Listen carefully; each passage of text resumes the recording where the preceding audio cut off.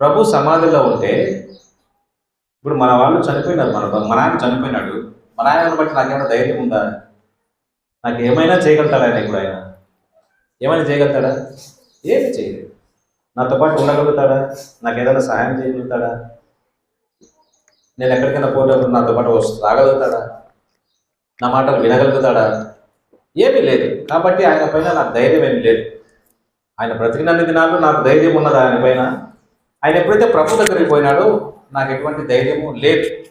అయితే మన ప్రభు పైన ఇది కూడా పెట్టుకోవాలి.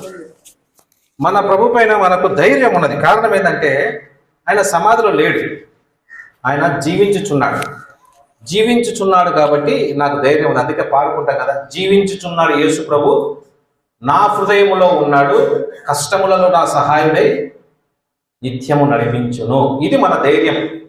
కాబట్టి యేసు ప్రభు సమాధిలో లేడు, ఆయన లేచినాడు అనేది మనకు ధైర్యం ఇస్తుంది, మనకు ధైర్యం కలుగజేస్తుంది. ఇంకా యేసు ప్రభు సమాధిలో లేడు, ఆయన లేచినాడు అని మనకు ఆ విశ్వాసము లేదా ఆ యొక్క ఎరుక మనం కలిగిన వారం అయితే ఇంకా ఏం కలుగుతుంది? మనకు ఏం కలుగుతుంది? విశ్వాసం అనేది కలుగుతుంది. చచ్చిపోయిన వాళ్ళపైన ఎవరికి విశ్వాసం ఉండదు. ఎవరైనా ఒక మాట చెప్తే ఆ మాట నమ్మాలంటే ఆ వ్యక్తి బతికిన వాడై ఉండాలి, అంతేనా? ఎవరన్నా నాకు వాగ్దానం చేస్తారు 1 లక్ష రూపాయలు ఇస్తానని, ఆయన నిన్నటి దినాన చచ్చిపోయినాడు అనుకో, ఆయన ఇంకా ఇస్తాడని ఏమైనా నిరీక్షణ ఉంటుందా? నాకు ఆయన ఇస్తాడని ఏమైనా నమ్మకం ఉంటుందా? లేదు. ఆయన చచ్చిపోయినాడు కాబట్టి ఆయన పైన ఉన్న విశ్వాసం అంతటితో అది కూడా సమాధి చేయబడుతుంది. కాబట్టి నా ప్రభు పైన నాకు విశ్వాసం ఉన్నది. కారణం ఏంటంటే నా ప్రభు బ్రతికిన వాడు, సజీవుడు. ఇంకా ప్రభువు సమాధిని గెలిచిన తర్వాత, సమాధి గెలిచినాడు అని తెలిసినప్పుడు నాకు విజయం ఉంది. ఎందుకంటే నా పక్షమున పోరాడేవాడు నాకున్నాడు. నాకు ఆయన పోరాడి గెలిచినాడు కాబట్టి నాకు కూడా సహాయం చేసేదానికి శక్తిమంతుడు. అందుకే హెబ్రీయులకు రాసిన పత్రిక 2వ అధ్యాయం 18వ వచనంలో ఆయన మన వలనే అన్ని విషయంలో శోధింపబడి శ్రమ పొందిన గనక శోధింపబడి వారికి సహాయము చేయగలవాడై ఉన్నాడు అని అర్థం ఉంది అక్కడ. ఆయన పైన నాకు ఏమి ఆయన పైన నాకు ఎటువంటి విజయం ఉందంటే నాకు సహాయం చేస్తాడు ఆయన చేశాడు. ఆయన మరణమును జయించినాడు, సమాధిని జయించినాడు, శరీరాన్ని జయించినాడు, సాతానును జయించినాడు, తన లోకాన్ని జయించినాడు. అలోకాన్ని జయించిన వాడు నాతో ఉన్నాడు. అందుకే మొదటి యోహాను పత్రిక 4వ అధ్యాయం 4వ వచనంలో ఏం రాయబడింది? మీలో ఉన్నవాడు లోకంలో ఉన్నవాడి కంటే గొప్పవాడు. అది మన యొక్క విజయం. సో నేను ఏమైనా ఎదుర్కోగలుగుతాను ఈ లోకంలో, దేనినైనా ఎదుర్కోగలుగుతాను. ఎందుకు? నా ముందు పోయేవాడు లేదా నాలో ఉండేవాడు నా పక్షమున, మీ దేవుడు మీ పక్షముగా యుద్ధం చేస్తాడన్నాడు. కాబట్టి నాలో ఉన్నవాడు జయించిన వాడు కాబట్టి నాకు విజయం ఇస్తాడు. ఇంకా నాలో ఉన్నవాడు జీవించేవాడు కాబట్టి మనకేమి ఇస్తాడు? ఆయన జీవం ఇస్తాడు. వెరీ గుడ్, మనకు జీవం ఇస్తాడు. చచ్చిపోయిన వాళ్ళు మనకు జీవం ఇవ్వలేరు, కాబట్టి బ్రతికిన వాళ్ళే మనకు జీవం ఇవ్వగలుగుతారు. కాబట్టి నాలో ఉన్నవాడు జీవించుచున్నవాడు కాబట్టి నాకు జీవం అనుగ్రహించేవాడు. ఇంకా ప్రభు సమాధి గెలిచినాడు అంటే ఒక నిరీక్షణ మనకున్నది. సమాధి గెలిచిన వాని పైన మనకు నిరీక్షణ ఉంటుంది, హోప్ ఉంటుంది. హోప్ అంటే అర్థమైందంటే నేను 1 సంవత్సరం తర్వాత వస్తాను, వచ్చి నేను నిన్ను తీసుకుపోతాను అని ఒక భర్త భార్యతో చెప్తాను అనుకోండి. ఒకవేళ భర్త పెళ్లి చేసుకునే భర్త అమెరికాకు వెళ్ళిపోయినాడు.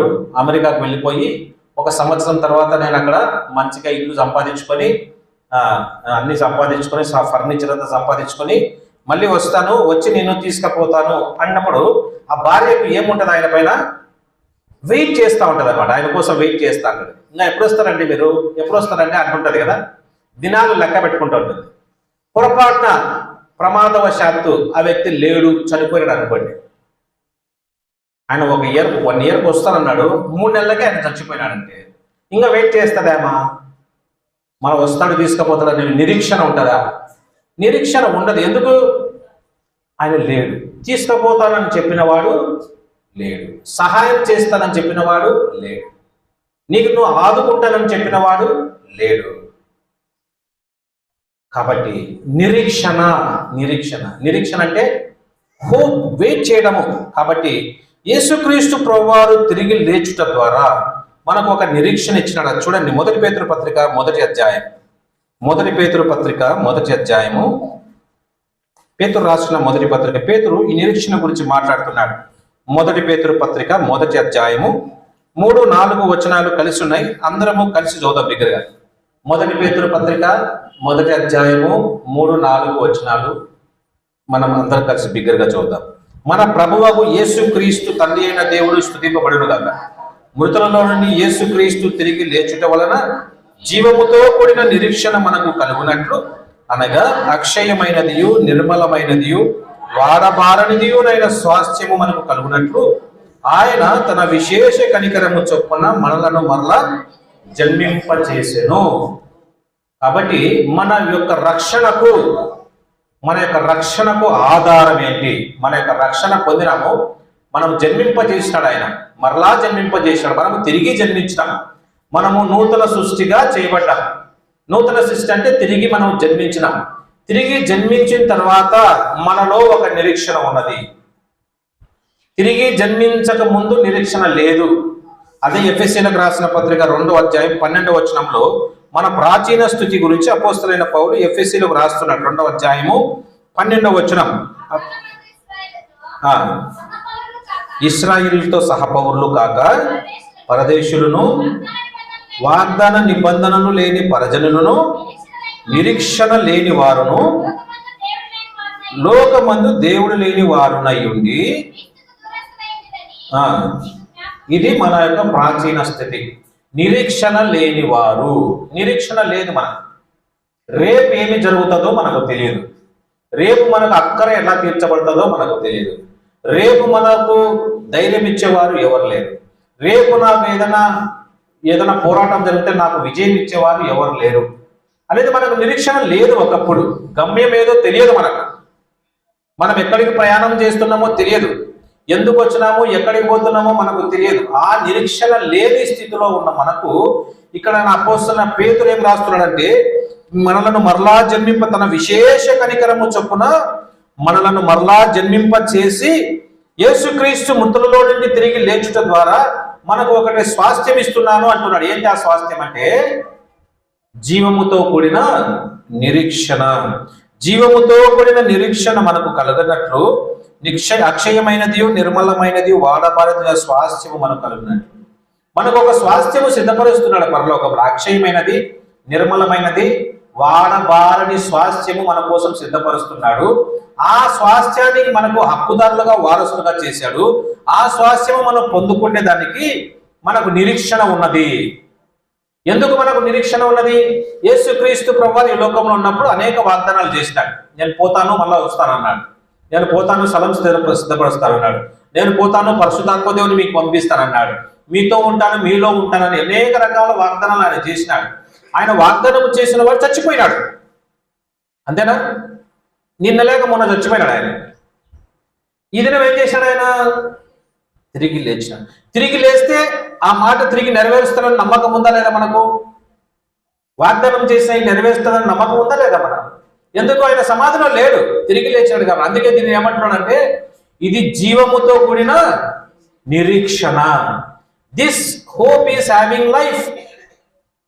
చచ్చిపోయిన నిరీక్షణ కాదు ఇది, జీవముతో. ఈ నిరీక్షణ జీవం ఉంది దీనిపైన. కాబట్టి జీవముతో కూడిన నిరీక్షణ మనకు కలిగిన. ఎందుకు? యేసుక్రీస్తు ప్రభువు మృతులలో నుండి తిరిగి లేచినాడు. తిరిగి లేచాడు, నన్ను కూడా తిరిగి లేపినాడు, మనల్ని మరలా తిరిగి జన్మింపజేసినాడు. ఆయన తిరిగి లేచుట మాత్రమే కాదు, ఆయన మరణించి సమాధి చేయబడి 3వ దినమున ఈ విధంగా లేపబడ్డాడు. నేను కూడా పాపానికి, లోకానికి, శరీరానికి నేను కూడా చచ్చిపోయినాను, నేను కూడా సమాధి చేయబడ్డాను. యేసుక్రీస్తుతో పాటు నూతన సృష్టిగా, నూతన జన్మతో నేను తిరిగి లేచినాను అని మొన్నటి దినాన బాప్తిసంలో మీరు కూడా సాక్ష్యం ఇచ్చారు చాలా మంది. బాప్తిస సాక్ష్యం ఏంటంటే, యేసు ప్రభుతో పాటు నేను చచ్చిపోయినాను. చచ్చిపోయిన వాడిని ఏం చేస్తున్నాము? నీళ్ళలో ముంచేసినాం అంటే పాతి పెట్టినామని. మళ్ళీ ముంచి అట్లే పెట్టినామా? టక్కర్ లేపినాడు అన్న. ఎందుకు? నువ్వు నూతన సృష్టిగా చేయబడి. అంటే ఆ నీళ్ళలో మునిగినంత మాత్రం నూతన సృష్టి కాదు నువ్వు. కావాలని చాలా మంది ఏం చేస్తారంటే, నేను రక్షణ కోసం నేను బాప్తిసం తీసుకున్నాను అన్నా అంటారు. రక్షణ కోసం బాప్తీసం తీసుకోకూడదు, రక్షణ పొందిన తర్వాత బాప్తీసం. నువ్వు బాప్తీసం తీసుకున్న నీ పాపాలు క్షమించబడవు. ఎప్పుడైతే హృదయములో జరిగిందా ఈ కార్యము, హృదయములో నువ్వు పాపమునకు లోకానికి నువ్వు చచ్చిపోవాలా, నూతన సృష్టిగా కొత్త జన్మతో నువ్వు జన్మించినప్పుడు బాప్తీసంలో సాక్ష్యం. అదే నూతన సృష్టిలో తన విశేష కనికరం చొప్పున మరలా జన్మింపజేసినాడు. కాబట్టి యేసు ప్రభు తిరిగి లేచుట ద్వారా మనకు ఒక నిరీక్షణ ఉన్నది. ఏమా నిరీక్షణ అంటే జీవం ఉంది. ఆ నిరీక్షణ అంటే ఎన్ని సంవత్సరాలైనా నేను వెయిట్ చేయొచ్చు, ఎన్ని రోజులైనా నేను నిరీక్షణ చేయొచ్చు. ఎందుకంటే ఆయన సజీవుడు, ఒకసారి తిరిగి లేచినాడు, ఇంకా మరణం లేదు ఆయనకి. ఆయన సదాకాలము జీవించేవాడు. మరణించే వ్యక్తి అయితే ఈ యొక్క నిరీక్షణకు జీవం ఉండదు.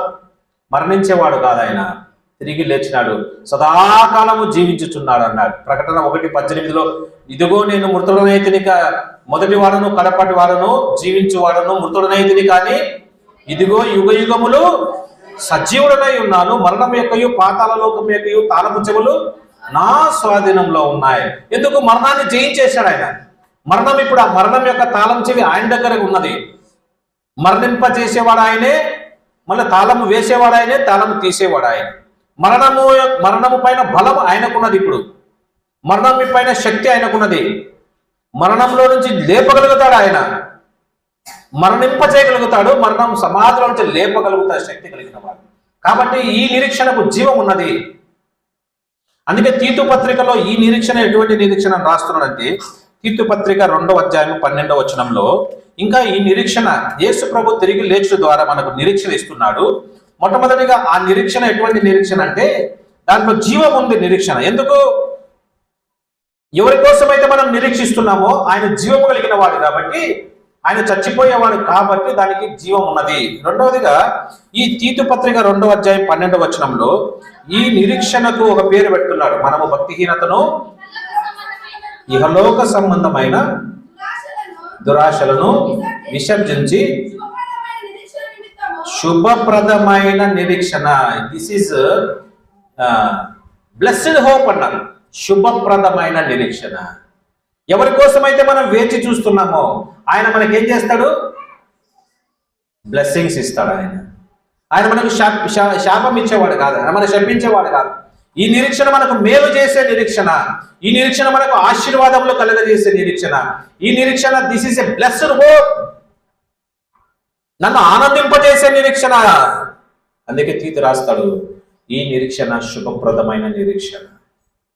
కాబట్టి ఇటువంటి నిరీక్షణ మనకు అనుగ్రహించబడింది. ఇంకా ఈ నిరీక్షణ గురించి రోమీలకు రాస్తూ అపోస్తలుడైన పౌలు రోమీలకు రాసిన పత్రిక 5వ అధ్యాయము 5వ వచనంలో ఒక నిరీక్షణ గురించి రాస్తున్నాడు ఆయన. రోమీలకు రాసిన పత్రిక 5వ అధ్యాయం. అది ఎందుకనగా చాలు ఈ నిరీక్షణ మనను సిగ్గుపరచనేరని నిరీక్షణ. చూడండి ఎటువంటి నిరీక్షణ మనం ప్రభు పట్ల మనం కలిగి ఉన్నామో. ఆయన తిరిగి లేచడం ద్వారా జీవముతో కూడిన నిరీక్షణ మనకు అనుగ్రహించినాడు. ఆయన తిరిగి లేచడం ద్వారా శుభప్రదమైన నిరీక్షణ మనకు అనుగ్రహించినాడు. ఆయన తిరిగి లేచడం ద్వారా ఇంకా ఏమంటాడు ఆయన? సిగ్గుపరచనేరని నిరీక్షణ. ఒక వ్యక్తి కోసం వెయిట్ చేస్తున్నాం మనం. ఒక వ్యక్తి వస్తానని మనం నిరీక్షణ చేస్తున్నాం. ఒకవేళ నేను వస్తున్నాను అన్న 7:30కు నేను స్టేషన్లో దిగుతా బనగానపల్లిలో అని ఫోన్ చేసిన తర్వాత ఆయన వచ్చినాడు నా కోసం 7:30కు. నేను ఆ ట్రైన్ ఎక్కకుండా ఉంటే అన్నకి ఏం కలుగుతుంది? సిగ్గు కలుగుతుంది. నేను సిగ్గుపరచులో ఉన్నాను అయితే ఆయన అంటే మాట ఇచ్చి మాట తప్పితే ఎదుటి వ్యక్తి నేను సిగ్గుపరచిన వాడిని అయితే మనకిచ్చిన నిరీక్షణ, యేసు ప్రభు ఇచ్చిన మనకి ఈ నిరీక్షణ మనకేం చేయదంట? సిగ్గుపరచనేరదు. ఎందుకు? వాగ్దానం చేసినాడు, నమ్మదగిన వాడు ఆయన అబద్ధం ఆనడు. నాలాగా మోసం చేయడు ఆయన, నాలాగా ఒక మాట చెప్పి ఇంకొక మాట చెయ్యడు. కాబట్టి ఆ నిరీక్షణలో ఏమున్నది? సిగ్గుపరచనేరదు. అది మనల్ని సిగ్గుపరచదు, మనల్ని హెచ్చిస్తుంది, మనల్ని గణపరుస్తుంది, మనకు రెస్పెక్ట్ ఇస్తుంది, మనకు గణపరిచే నిరీక్షణ ఇది. ఇంకా హెబ్రీలకు రాసిన పత్రిక 6వ అధ్యాయం 19వ వచనంలో ఇంకొక నిరీక్షణ గురించి హెబ్రీలకు రాస్తూ అపోస్తలుడైన పౌలు ఒక మాట రాస్తున్నాడు. చూడండి, హెబ్రీలకు రాసిన పత్రిక 6వ అధ్యాయము 19వ వచనం. ఈ నిరీక్షణ నిశ్చలమును స్థిరమునై మన ఆత్మకు లంగరు వలె నుండి ప్రభు ఇచ్చే నిరీక్షణ స్థిరమైన నిశ్చలమైన నిరీక్షణ, అంటే చలించిపోతుంది. ఈ రోజు ఒక రకంగా, రేపు ఒక రకంగా, ఎల్లుండి ఒక రకంగా ఉండదు.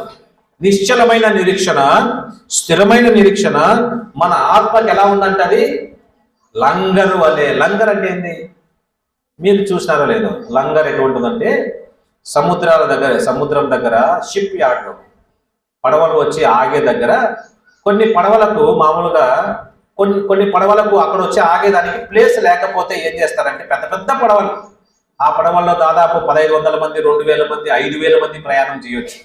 ఒక పెద్ద ఊరులాగా ఉంటుంది అది. ఆ పడవను ఇక్కడ వాళ్ళకు స్థలం లేకపోతే ఏం చేస్తారంటే సముద్రంలో మధ్యలో ఆపేస్తారు. ఆ పడవను ఏం చేస్తారు?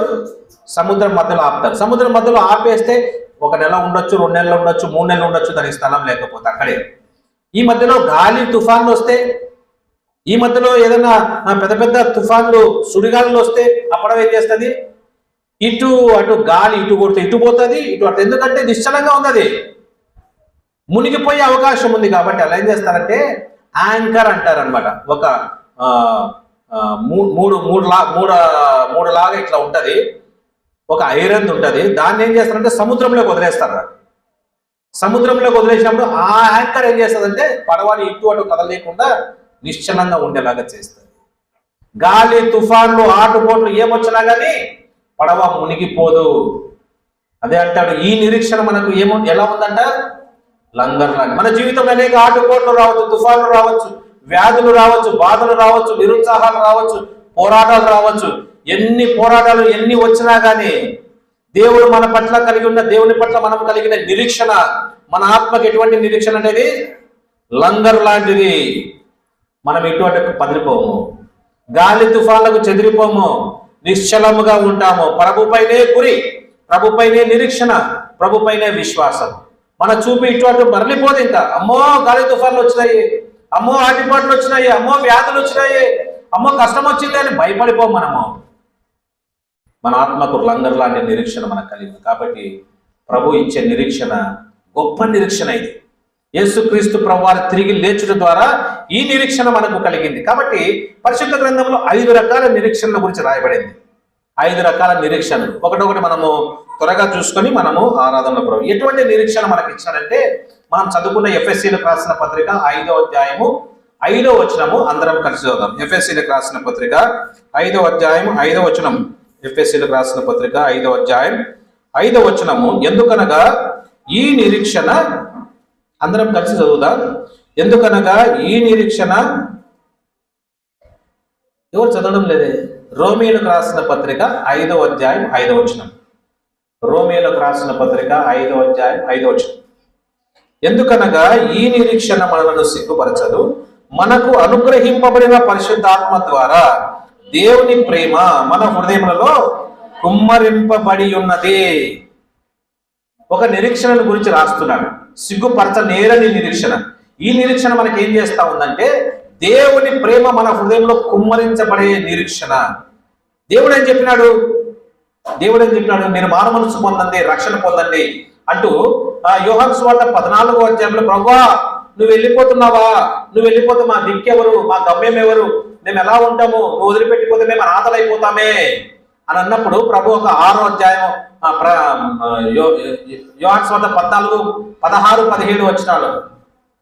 యోహాను సువార్త 14వ అధ్యాయము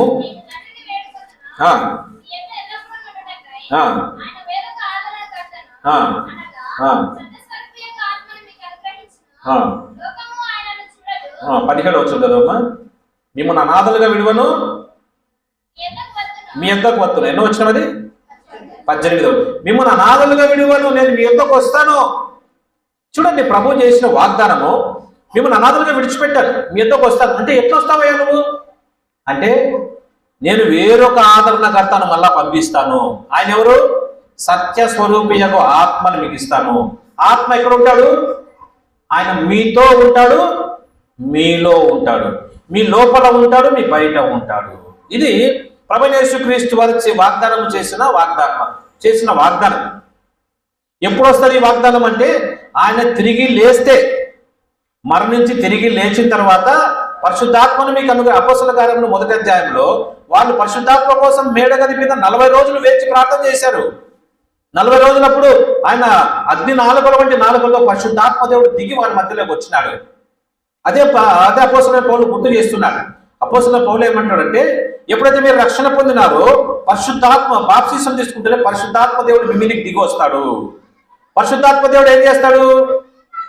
దేవుని ప్రేమను మీ హృదయంలో కుమ్మరింపజేస్తాడు. దేవుని ప్రేమను మీ హృదయంలో కుమ్మరింపజేస్తాడు. కాబట్టి దేవుని ప్రేమ మన హృదయంలో కుమ్మరించబడేదానికి మనం ఇప్పుడు దేవుని ప్రేమిస్తున్నాము, దేవుని సన్నిధికి వస్తున్నామంటే పరిశుద్ధాత్మ దేవుడు మనలో ఉంచిన ఆ దేవుని ప్రేమనే.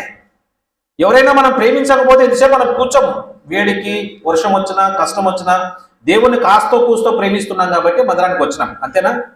దేవుని కాస్తో కూస్తో ప్రేమించినాం కాబట్టి బైబిల్ చదువుకుంటున్నాం, ప్రార్థన చేస్తున్నాం. ఈ ప్రేమ మనకు ఎట్లొచ్చింది? మనలో ఉన్న పరిశుద్ధాత్మ దేవుడు దేవుని ప్రేమను మనలో కుమ్మరించినాడు. సో ఎందుకు కుమ్మరిస్తున్నాడు ఆయన? ఎందుకు మనం ప్రేమించాల్సి వస్తా ఉంది ప్రభును? ఎందుకు మనం ప్రేమించాలి ప్రభును? ఎందుకు ప్రేమించాలి ప్రభును? 1 యోహాను పత్రిక 4వ అధ్యాయము 1 యోహాను పత్రిక 4వ అధ్యాయము 19వ వచనంలో మనం ఎందుకు ప్రభును ప్రేమించాలో ఆయన ఇక్కడ రాస్తున్నాడు. 1 యోహాను పత్రిక 4వ అధ్యాయం. ఆయనే మొదట మనల్ని ప్రేమించిన గనక ఆయనే హీ ఫస్ట్ లవ్డ్ us, అంతేనా? ఆయన మొట్టమొదటిగా చేసిన కార్యాలు 3 ఉన్నాయి మనకు. మనం ఆయనను వెతకలే, ఆయనే మొదట మనల్ని మనం ఆయనను ప్రేమించలే, ఆయనే మొదట మనల్ని మనం ఆయనను ఏర్పరచుకోలే, ఆయనే మొదట మనల్ని ఆయన మొట్టమొదటిగా ఆయన చేసిన కార్యాలు ఈ 3. కాబట్టి దీంట్లో ఆయనే మొదట మనల్ని ప్రేమించినాడు కాబట్టి మనం ఇప్పుడు ఆయనను ప్రేమిస్తున్న పరిశుద్ధాత్మ దేవుని ద్వారా. ప్రేమించి ఏం చేశాడు ఆయన? అదే 4వ అధ్యాయం 10వ వచనంలో తానే మనల్ని ప్రేమించి మన పాపములకు ప్రాయశ్చిత్తమై ఉండటకు తన కుమారుని పంపెను, ఇందులో ప్రేమ ఉన్నది. ప్రేమించి ఏం చేశాడంటే తన ప్రియ కుమారుడు ప్రభువైన యేసుక్రీస్తు వారిని ఈ లోకానికి పంపించినాడు. శ్రేష్ఠ కుమారుడు, జ్యేష్ఠ కుమారుడు, ప్రియమైన కుమారుడు, అద్వితీయ కుమారుడు, సొంత కుమారుడు, అనేక రకములుగా రాయబడింది. ఆయన తన ఏకైక కుమారుడు, జనితైక కుమారుడు, అద్వితీయ కుమారుడైన ప్రభువైన యేసుక్రీస్తు వారిని నిన్ను నన్ను ప్రేమించి ఆయన ఈ లోకానికి పంపించినాడు. పంపించి ఊరికే కొద్ది రోజులు ఉండి రమ్మని పంపించలే. మన పాపములకు ప్రాయశ్చిత్తమై ఉండటకు, పాపముల గురించి ప్రాణం పెట్టుటకు, మన పాప శిక్ష తాను భరించుటకు. మనం ఇంకనూ పాపలమండగా రోమీయులు రాసిన పత్రిక 5వ అధ్యాయం 8వ వచనం, దేవుడు మనలో తన ప్రేమను వెల్లడిపరచుచున్నాడు, ఏదైనా మనం ఇంకనూ పాపులమై ఉండగా క్రీస్తు యుక్త కాలమున మన కొరకు చనిపోయినాడు. మనం ఇంకనూ పాపులమై ఉండగా ఆయన మనల్ని ప్రేమించి తన ప్రియకుమారుడు పంపించినాడు. ప్రియకుమారుడు ప్రభువైన యేసుక్రీస్తు వారు కూడా నేను నన్ను ప్రేమించాడు. త్రిత్వ ప్రేమ ఉన్నది ఇందులో. దేవుడు ప్రేమించి కుమారుని పంపించినాడు, కుమారుడు మనల్ని ప్రేమించి తను తాను అప్పగించుకున్నాడు. ఎఫెసీ 5:2లో రాయబడింది. అటువలే క్రీస్తు కూడా మిమ్మల్ని ప్రేమించి మిమ్మల్ని పరిమళ వాసనగా ఉండటకు ఆయన మిమ్మల్ని గురించి తను తాను అర్పణముగాను బలిగాను అర్పించుకున్నాడు. దేవుడు ప్రేమించి కుమారుడు పంపిస్తే, కుమారుడు ప్రేమించి తన తాను అప్పగించుకుంటే, పరిశుద్ధాత్మ దేవుడు ప్రేమించి దేవుని ప్రేమను మన హృదయంలో కుమ్మరిస్తున్నాడు. ఇది నిరీక్షణ. నిరీక్షణ కలిగి మనము దేవుని నమ్ముకున్నాం. పరిశుద్ధాత్మ దేవుడు ఈ నిరీక్షణతో దేవుని ప్రేమను మన హృదయంలో కుమ్మరిస్తున్నాడు. సో పరిశుద్ధాత్మ దేవుడిని మన హృదయంలో కుమ్మరించిన ఈ ప్రేమ మనం మొట్టమొదట ఆయన ప్రేమించలే, ఆయనే మొదట మనల్ని ప్రేమించి మన పాపముల కొరకు ప్రాయశ్చిత్తమైనాడు, రక్తము కార్చినాడు, ప్రాణం పెట్టాడు. ఆయన తిరిగి లేచుట ద్వారా ఈ నిరీక్షణ మనకు కలిగింది. ఇది జీవముతో కూడిన నిరీక్షణ. దేవుని ప్రేమిస్తూనే ఉంటాం మనం. దేవుని ప్రేమ మన హృదయంలో గుర్తు చేస్తూ కుమ్మరిస్తూ వచ్చేది ఎవరు? కుమ్మరించడం అంటే దేవుని ప్రేమను మనకు గుర్తు చేస్తూనే ఉంటాడు. ఆయన ఎల్లప్పుడూ దేవుని ప్రేమను గుర్తు చేస్తూనే ఉంటాడు. దేవుని ప్రేమను మనం గుర్తు చేయటం ద్వారా అయ్యో అంతగా ప్రేమించిన ప్రభు నేను ప్రేమించకుండా ఎలా ఉంటాను?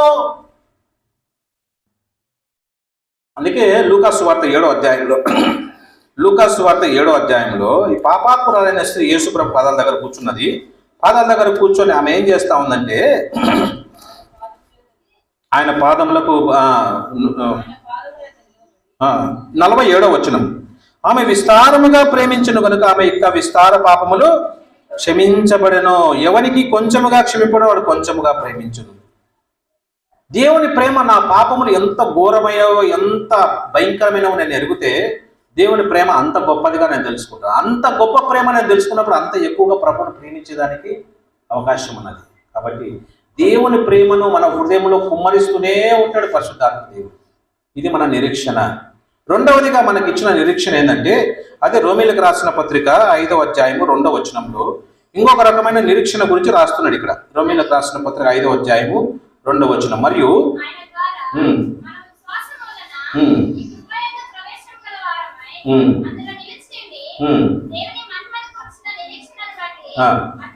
ఇక్కడ కృప ద్వారా ప్రవేశించి, కృప విశ్వాసం వలన కృపయందు ప్రవేశించి దేవుని కృపకు మనల్ని పాత్రలుగా చేసినాడు విశ్వాసము ద్వారా. ఈ విశ్వాసము ద్వారా కృపలో ప్రవేశించబడిన మనము ఒక నిరీక్షణ పొందుతున్నాం. ఏంటి ఆ నిరీక్షణ అంటే, దేవుని మహిమను గురించిన నిరీక్షణ. దేవుని మహిమ మనం పొందుతామన్న నిరీక్షణ మనలో ఉన్నది.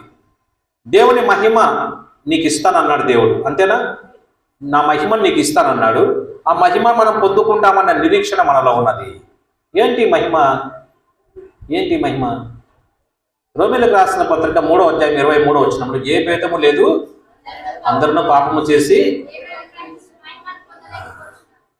మహిమ. ఆదాముకు దేవుడు మహిమ ఇచ్చినాడు. మా ఆదాముకు ఇచ్చిన మహిమ ఏంటంటే దేవుని కుమారుడుగా పిలువబడే మహిమ, దేవుని పోలిక కలిగి ఉండే మహిమ, దేవునితో సమానముగా ఉండే మహిమ. దేవునితో ఫ్రెండ్షిప్లో ఉన్నాడు, దేవునితో ఫెలోషిప్లో ఉన్నాడు, దేవునితో రిలేషన్షిప్లో ఉన్నాడు, దేవుని పోలికలో ఉన్నాడు, దేవుని కుమారుడు. ఈ 3 రకాల ఫ్రెండ్షిప్, ఫెలోషిప్, రిలేషన్షిప్ దీంట్లో ఉన్నాడు ఆయన.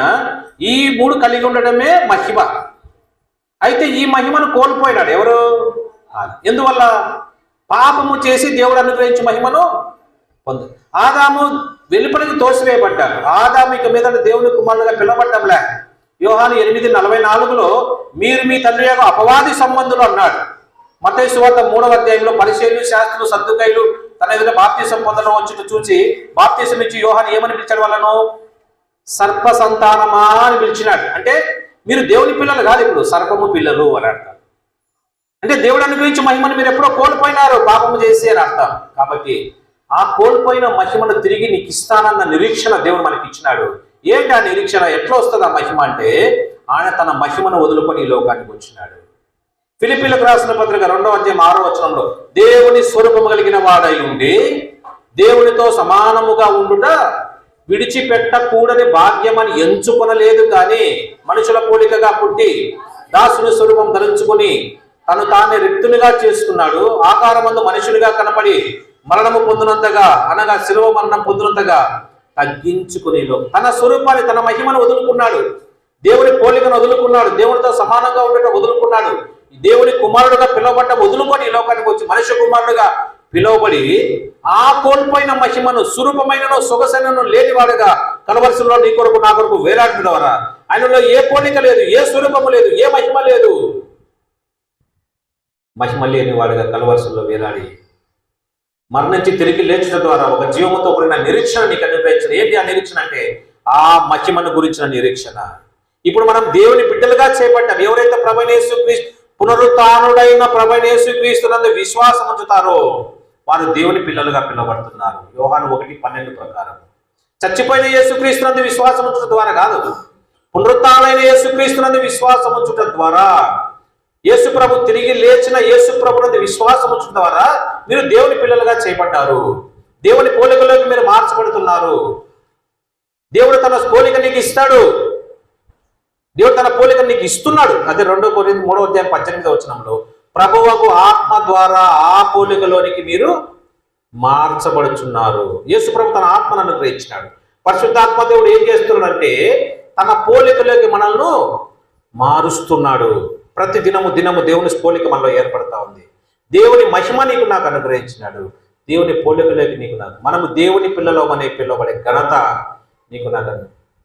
మనము దేవుని పిల్లలమే. అదే 1 యోహాను పత్రిక 3వ అధ్యాయము 2వ వచనంలో, ప్రియులారా మనము దేవుని పిల్లలమే అని పరిశుద్ధాత్మ దేవుడు మనకు వస్తున్నాడు. మనం ఇక మీద ఏమవుతామో ఇది ఇంకనూ ప్రత్యక్షపరచబడలేదు, కానీ ఆయన ప్రత్యక్షమైనప్పుడు ఆయన ఉన్నట్లుగానే ఆయనను చూతుము కనుక ఆయనను పోలి ఉంటాము. ఇది మన నిరీక్షణ.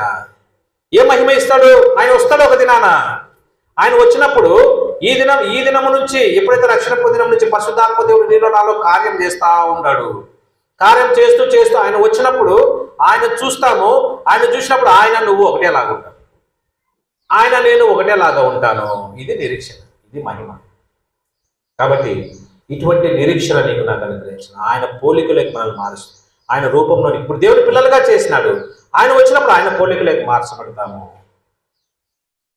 ఆయన పోలిక నీకు నాకు ఇచ్చేదానికి ఆయన తన స్వరూపాన్ని వదులుకున్నాడు, తన పోలికను వదులుకున్నాడు. రిక్తునిగా చేయబడ్డ దాసుని స్వరూపం ధరించుకుని లోకానికి వచ్చాడు. కాబట్టి ప్రియ సోదరి సోదరులారా, ఇటువంటి నిరీక్షణ నీకు అనుగ్రహం. మొట్టమొదటి నిరీక్షణ ఏంటి?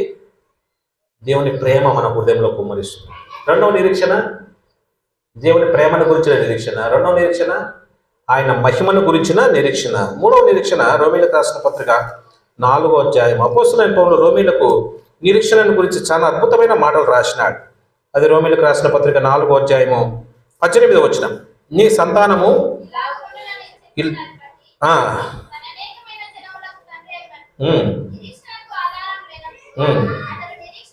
నిరీక్షణకు ఆధారము లేనప్పుడు అతడు నిరీక్షణ కలిగి. ఎవరు ఈయన?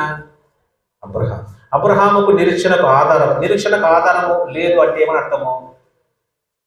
నిరీక్షణకు ఆధారం లేదని అర్థం. అంతకుముందు ఎవరికి అటువంటి వాగ్దానం నెరవేర్చబడలే.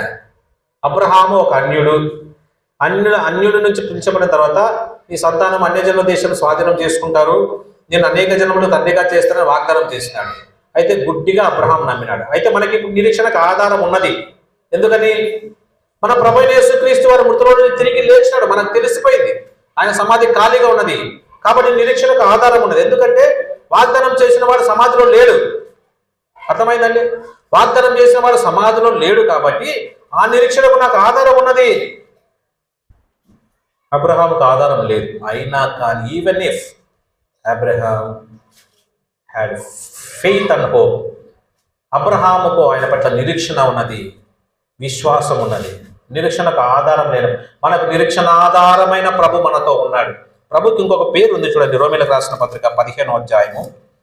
రోమీలకు రాసిన పత్రిక 15వ అధ్యాయము 13వ వచనం. ఇది మొదట్లోనే చూపించాలని నేను మర్చిపోయినాను ఈ మాట. 15:13. కాగా మీరు విస్తారముగా నిరీక్షణ కలవారొకటకు చాలు. నిరీక్షణ కర్తయగు దేవుడు is the author of hope. నిరీక్షణ ఎవరి ద్వారా కలిగిందంటే ఈయన ద్వారానే. ఈయనకు అనేక రకమైన కర్త. ఆయన నా సృష్టికర్త, ఆయన నా రక్షణకర్త, ఆయన నా విశ్వాసమునకు కర్త, ఆయన నా నిరీక్షణకు కర్త, ఆయన నా న్యాయకర్త, ఆయన తర్వాత అనేక రకమైన కర్తలను. ఈజ్ ద ఆథర్ అంటే ఆయన ద్వారానే ఇవి వచ్చినాయని అర్థం. కాబట్టి నిరీక్షణకు కర్త అయిన దేవుడు ఆయనకు వాగ్దానం చేస్తాడు అబ్రహాముకు. అయితే అబ్రహాముకు ఆధారం లేదు. ఎందుకంటే వాగ్దానం చేసిన వాడి గురించి ఆయనకు తెలియదు. వాగ్దానం చేసిన వాడు ఎటువంటి వాడు ఆయనకు తెలియదు. ఆయన కనపడలేదు ఆయనకు అసలు. అయితే మనకిప్పుడు వాగ్దానం చేసిన వాడు మృతులలోనే తిరిగి లేచినాడు, సజీవుడు. కాబట్టి ఆయన అబద్ధం ఆడనేరని దేవుడు. అందుకే ఈయన అంటున్నాడు, అదే రోమీలకు రాసిన పత్రిక 4వ అధ్యాయంలో 21వ వచనం. దేవుని మహిమపరిచి ఆయన వాగ్దానం చేసిన దాన్ని నెరవేర్చుటకు సమర్థుడని రూఢిగా విశ్వసించి విశ్వాసం వల్ల. వాగ్దానం చేసిన వాడు ఎవరంట? నెరవేర్చుటకు సమర్థుడు. అదే హెబ్రీలకు రాసిన పత్రిక 10వ అధ్యాయం 23వ వచనంలో వాగ్దానం చేసిన వాడు నమ్మదగిన వాడు నెరవేర్చుటకు సమర్థుడు, అబద్ధం ఆడనేరని దేవుడు. హెబ్రీలకు రాసిన పత్రిక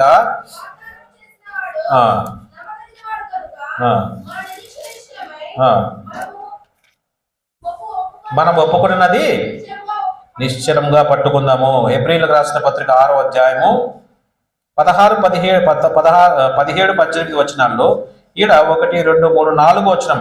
అబద్ధం ఆడజాలని నిశ్చలమైన 2 సంఘం. అబద్ధం ఆడజాలని వాడు, అబద్ధం ఆడవాడు కాదు, వాగ్దానం చేసిన వాడు. వాగ్దానం చేసిన వాడు నెరవేర్చుటకు సమర్థుడు. Is able. వాగ్దానం చేసిన వాడు నమ్మదగిన వాడు. కాబట్టి వాగ్దానం మనకున్నది. అనేక వాగ్దానాలు వచ్చినాడు. అబ్రహాము చేసిన వాగ్దానము నెరవేర్చబడింది. అయితే మనకు కూడా అనేక వాగ్దానాలు ఇచ్చినాడు. ఎన్నో రకాల వాగ్దానాలు ఉన్నాయి. సంవత్సరం వాగ్దానం తీసుకుంటున్నాం. ప్రతిదినం బైబిల్ చదివేటప్పుడు ప్రభు వాగ్దానం చేస్తున్నాడు. ప్రతి పరిస్థితిలో మనం అడిగినప్పుడు ప్రభు వాగ్దానం ఇస్తున్నాడు. సంఘానికి ఇస్తున్నాడు, వ్యక్తిగతంగా ఇస్తున్నాడు, కుటుంబాలకు ఇస్తున్నాడు. ఈ వాగ్దానాలను నెరవేర్చడానికి మనకు విశ్వాసం ఉన్నదా? ఆయన పైన నెరవేర్చదని విశ్వాసం ఉన్నదా? ఎందుకు విశ్వాసం ఉన్నది? ఆయన సమాధిలో లేడు కాబట్టి. మనకు నమ్మకం ఉన్నది, మనకు నిరీక్షణ ఉన్నది. నా వాగ్దానం ఏదో ఒక దినాన ఆయన నెరవేరుస్తాడు. అబ్రహాముతో చేసిన వాగ్దానం ఏదో ఒక దినాన నెరవేర్చినాడు. అదేవిధంగా నా వాగ్దానాలు కూడా ఆయన నన్ను అన్నిటికంటే శ్రేష్టమైన వాగ్దానం ఏంది? శ్రేష్టమైన వాగ్దానం ఏంది? యోహాను సువార్త 14:2 నేను వెళ్ళి మీకు స్థలం సిద్ధపరచులాగన, నేనున్న స్థలంలో మీరు ఉండలాగన మరలా వచ్చి మిమ్మను. ఇంతకంటే శ్రేష్టమైన వాగ్దానం మనకి ఏం కావాలి? ఆయన వస్తాడు, నన్ను తీసుకుపోతాడు. ఈ నిరీక్షణ మనల్ని సిగ్గుపరచదు. కాబట్టి ఇటువంటి శ్రేష్టమైన వాగ్దానాలు మనకి ఇచ్చినాడు. వాగ్దానం చేసిన వాడు నమ్మదగిన వాడు, వాగ్దానం చేసిన వాడు అబద్ధం ఆడడు, వాగ్దానం చేసిన వాడు నెరవేర్చడం సమర్థుడు. కాబట్టి మనం ఆయన వాగ్దానాల పైన గురి కలిగి ఉన్నాం, నిరీక్షణ కలిగి ఉన్నాం. 4వదిగా మనం చూస్తే ఇంకా ఎటువంటి వాగ్దానం ఆయన ఎటువంటి నిరీక్షణ మనం కలిగి ఉన్నాం. రోమీలకు రాసిన పత్రిక 8వ అధ్యాయం. రోమీలకు రాసిన పత్రిక 8వ అధ్యాయము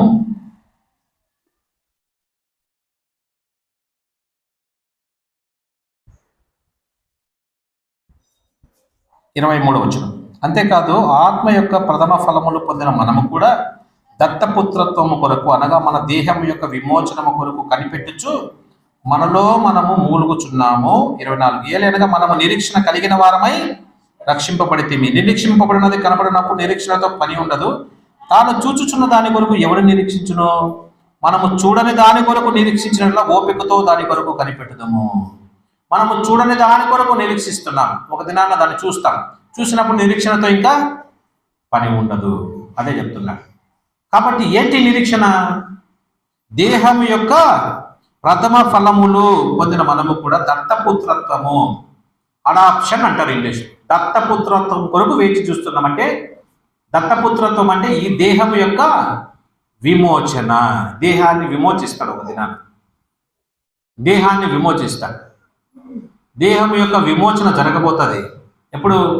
ఎప్పుడైతే మనం ఈ లోకంలో టక్కని మరణిస్తామో, మనం మరణించినప్పుడు మన ఆత్మ తాను దయచేసిన ఆత్మకు శరీరానికి సపరేషన్ అప్పుడు ఏర్పడుతుంది. మనలో ఉండే ఆత్మ తాను దయచేసిన దేవుని దగ్గరికి వెళ్ళిపోతుంది. అంటే అప్పుడు ఆ శరీరం ఎవరిది? చిట్టన్న ఉన్నాడు అంటారా? చిట్టన్న దేహం అంటారు. ఏమంటారు? చిట్టన్న శవం అంటారు. ఎక్కడ వెళ్ళాడు చిట్టన్న? ఎక్కడ వెళ్ళాడు? తాను దయచేసిన దేవుని దగ్గర. మరి ఈ శరీరం ఏం చేసిపోయినాడు? వదిలిపెట్టిపోయినాడు. దాన్ని ఏమంటాం మనము? దేహం యొక్క విమోచన. కష్టాలు ఉన్నాయి, శ్రమలు ఉన్నాయి, ఇబ్బందులు ఉన్నాయి, వ్యాధులు ఉన్నాయి, బాధలు ఉన్నాయి, అనేక నష్టములు ఉన్నాయి, అనేక రకమైన పోరాటాలు ఈ శరీరంలో ఉన్నాయి. అయితే మనకు ఒక నిరీక్షణ ఉన్నది. ఒక దినాన్న ప్రభు వస్తాడు. ఈ దేహాన్ని వదిలిపెట్టి నేను వెళ్ళిపోతాను. అందుకే అంటాడు మొదటి పేతురు పత్రిక 2వ అధ్యాయంలో 11వ వచనం అనుకుంటా, మనం యాత్రికులము పరదేశులమై ఉన్నాము అంటాడు. మనం యాత్రికులము పరదేశులమై ఉన్నాము ఈ లోకంలో. ఏదో ఒక దినాన ఈ దేహాన్ని వదిలిపెట్టి వెళ్ళిపోవాలా. ఈ దేహం శాశ్వతమైనది కాదు. అందుకే 2 కొరింథీ 5వ అధ్యాయము 1వ వచనంలో ఆయన ఏమంటాడంటే 2 కొరింథీ 5వ అధ్యాయం 1వ వచనంలో, ఈ భూమి మీద మన గుడారమైన ఈ నివాసము శిథిలమైపోయినను, చేతి పని కాక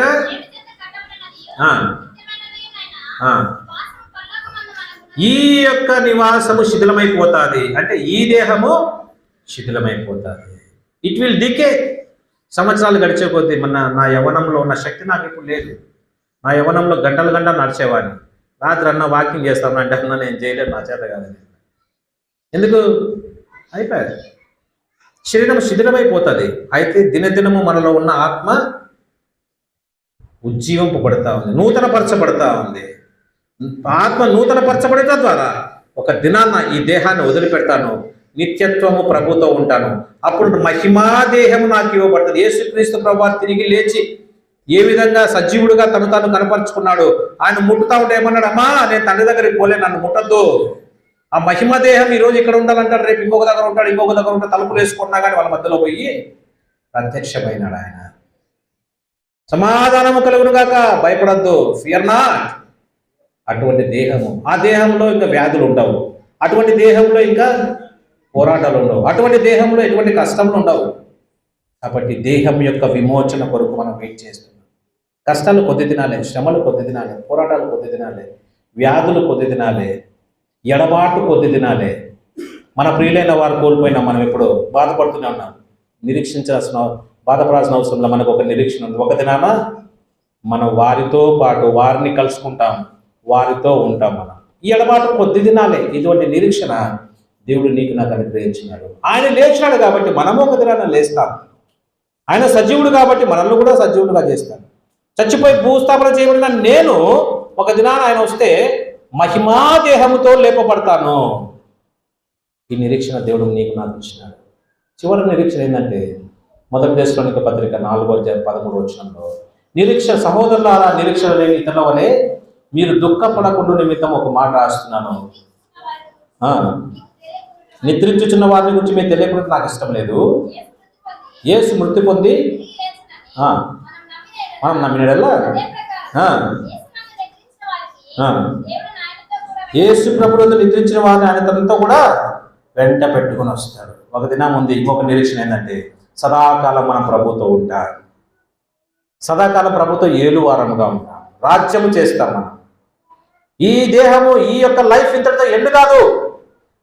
this life is temporary but eternal life is there, permanent life is there. దానికోసం మనం నిరీక్షణ చేస్తున్నాం. ఈ లోకంలో కొంచెం యాత్రికులు ప్రదేశంలో సర్దుబాటు చేసుకుంటున్నాం. కొంచెం ఎందుకు తినాలంటే కొద్ది తినాలే. అందుకే 91 కీర్తనలో రాస్తాడు, వారి ఆయుష్కాలము 70 సంవత్సరములు, అధిక బలమునలా 80 సంవత్సరములు, అయినను వాటి వైభవము ఆయాసము దుఃఖమే. అయితే ఇక్కడ దేహం ఎప్పుడైతే వదిలిపెట్టిపోతామో నిత్యత్వము తండ్రితో ఉంటాము. యేసుప్రభు ఎక్కడున్నాడు ఇప్పుడు? ఆయన తండ్రి కుడి పార్శ్వమున. మనము కూడా అటువంటి తండ్రి రొమ్మున ఆనుకున్నటకు మనము కూడా కొనుక్కోబడతాము. మనం సదాకాలము ప్రభుతో ఉంటాం. అక్కడ ఏడుపు ఉండదు, దుఃఖం ఉండదు, బాధ ఉండదు, వేదన ఉండదు. ప్రభుతో నిత్యత్వ ఆయనే వారికి కాపరి అయి జీవజలమున పుక్కలేదకు వారిని నడిపించును. ఆయనే వారికి దీపమై ఉంటాడు. రాత్రైనను పగులైనను అక్కడ ఉండదు.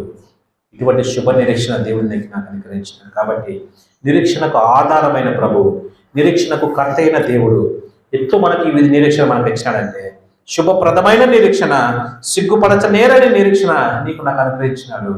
ఈ నిరీక్షణ నిశ్చలమైనది, స్థిరమైనది, మన ఆత్మకు లంగర్ లాంటి నిరీక్షణ దేవుడు నీకు నాకు అనుగ్రహించి నిరీక్షణ గల వారమై మన రక్షణ పొందిన. ఇంతవరకు నీకు ఇది నిరీక్షణ లేకపోతే, రేపేమి జరుగుతుందో అని నీకు టెన్షన్ ఉంటే, చచ్చిపోతే నీకు ఏమవుతుందో అని నీకు టెన్షన్ ఉంటే, యేసు ప్రభు అందుకే కొలస్సీలకు రాసిన పత్రిక 1వ అధ్యాయము 27వ వచనంలో మీలోనున్న క్రీస్తు మహిమ నిరీక్షణ అయి ఉన్నాడు. చదవండి ఆ మాట. మీలో అన్య జనులలో ఈ మహిమ యొక్క మహిమైశ్వర్యమును ఎట్టిదో అది మీ యందున్న క్రీస్తు, అట్లా చదవాలి. మీ యందున్న క్రీస్తు మహిమా నిరీక్షణ అయి ఉన్నాడు. క్రీస్తు మహిమ కాదు, మీ యందున్న క్రీస్తు, నాలో ఉన్న క్రీస్తు. ఎవరంట ఆయన? మహిమని.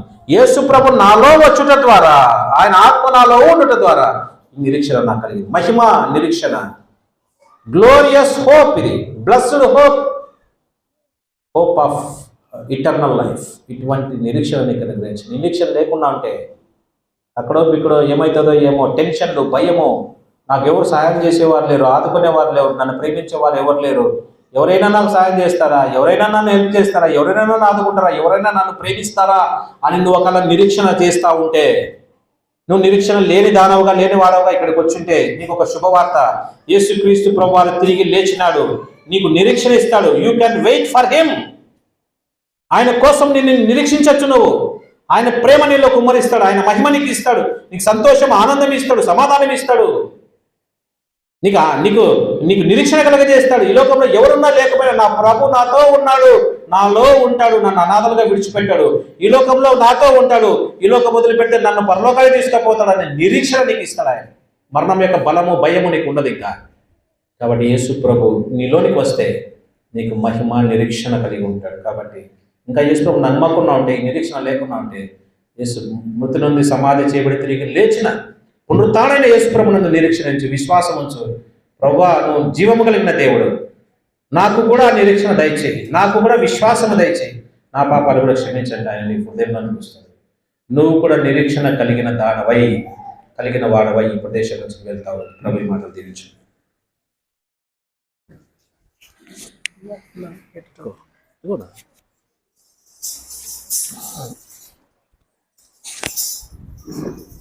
అందరు లేచి నిలబడి 723 పాట పాడతాం. అందరు లేచి నిలబడి 723 పాట పాడతాం. పాత పుస్తకంలో 707 మొదటి వచనం 4వ వచనం నుండి పాడతాం. మొదటి వచనం 4వ వచనం నుండి. యేసు ప్రభువే మహిమ నిరీక్షణ మనలో ఉన్నాడు, జయగనులతో ఆర్జించెదము, జయగనులతో ఆర్జించెదము, ప్రభువే నిరీక్షణ, ప్రభువే నిరీక్షణ, ప్రభువే నిరీక్షణ, ప్రభువే నిరీక్షణ. అది వాడండి. ఈ నిరీక్షణ రక్షణ కలిగే విడిపించెను మనలా, ఈ నిరీక్షణ రక్షణ కలిగే విడిపించెను మనలా, జీవపు నిరీక్షణ మనకి చుట్టూ కొత్త జన్మమును సాగే, జీవపు నిరీక్షణ మనకి చుట్టూ కొత్త జన్మమును సాగే. యేసు ప్రభువే మహిమ నిరీక్షణ మనలో ఉన్నాడు, జయగనులతో ఆర్జించెదము, జయగనులతో ఆర్జించెదము, ప్రభువే నిరీక్షణ, ప్రభువే నిరీక్షణ, ప్రభువే నిరీక్షణ, ప్రభువే నిరీక్షణ. ఈ నిరీక్షణను కలిగిన వారే శుద్ధి పరచుకొందురు, ఈ నిరీక్షణను కలిగిన వారే శుద్ధి పరచుకొందురు, సరి చేసుకొనుడి ఆయనతో కూడా సమానులగునా, సరి చేసుకొనుడి ఆయనతో కూడా సమానులగునా. యేసు ప్రభువే మహిమ నిరీక్షణ మనలో ఉన్నాడు, జయగనులతో ఆర్జించెదను, జయగనులతో ఆర్జించెదను, ప్రభువే నిరీక్షణ, ప్రభువే నిరీక్షణ, ప్రభువే నిరీక్షణ, ప్రభువే నిరీక్షణ. ప్రభు విరిచిన నిరీక్షణలందరూ వందేది, ప్రభు విరిచిన నిరీక్షణలందరూ వందేది, నిశ్చలముగా స్థిరముగా మేము ప్రభు చెంత చేయునుగా, నిశ్చలముగా స్థిరముగా మేము ప్రభు చెంత చేస్తుగా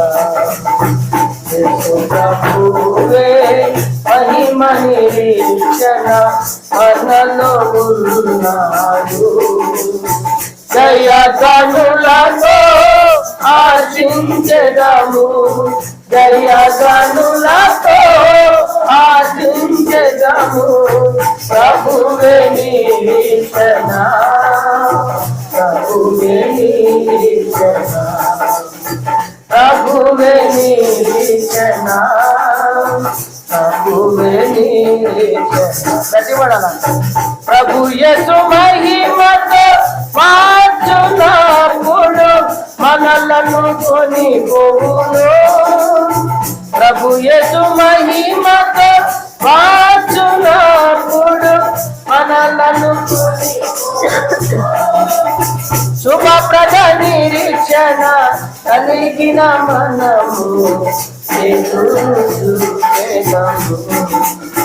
శుభప్రద నిరీక్షణ కలిగిన మనము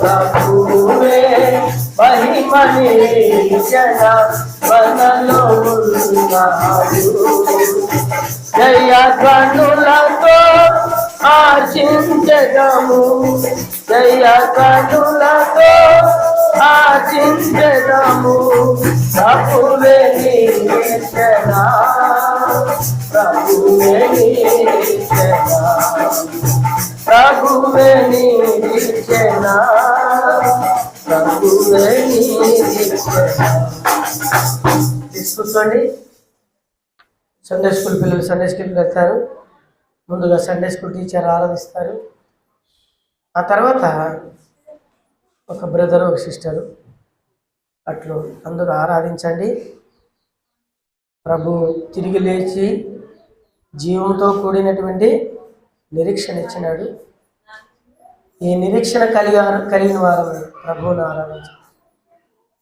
మనకు నిరీక్షణ ఇవ్వడానికి యేసు ప్రభు తిరిగి లేచాడు 4 విషయాలు చూసినాం కాబట్టి దయచేసి వాక్యానుసారంగా ప్రభువును ఆరాధించండి కుటుంబం కొరకు భర్త కోసము పిల్లల కోసము ఇక్కడేం ప్రార్థన చేయద్దండి ఆరాధన అంటే ఆరాధన అంతే ప్రభువును ఆరాధించడమే వేరే దాని గురించి మా అక్కయ్యకి కాన్పు కావాలా ప్రభువా సహాయం చేయి అన్నది మా ఆయన తాగుతున్నాడు ప్రభువా సహాయం చేయి అన్నది అవన్నీ ప్రార్థనలో చెప్పుకోవాలా ప్రార్థన ప్రాణులకు అలవాటు అది కాబట్టి ప్రార్థనలోనే మన బాధలు మన కష్టాలు చెప్పుకోవాలి ఇక్కడ ఆరాధన మాత్రమే చేయాలి ఆయన గొప్పతనము ఆయన మనకేం చేశాడు ఎలాగ లేచాడు అవన్నీ మీరు గుర్తు చేసుకుంటూ ప్రభువుని ఆరాధించాలి సండే స్కూల్ టీచర్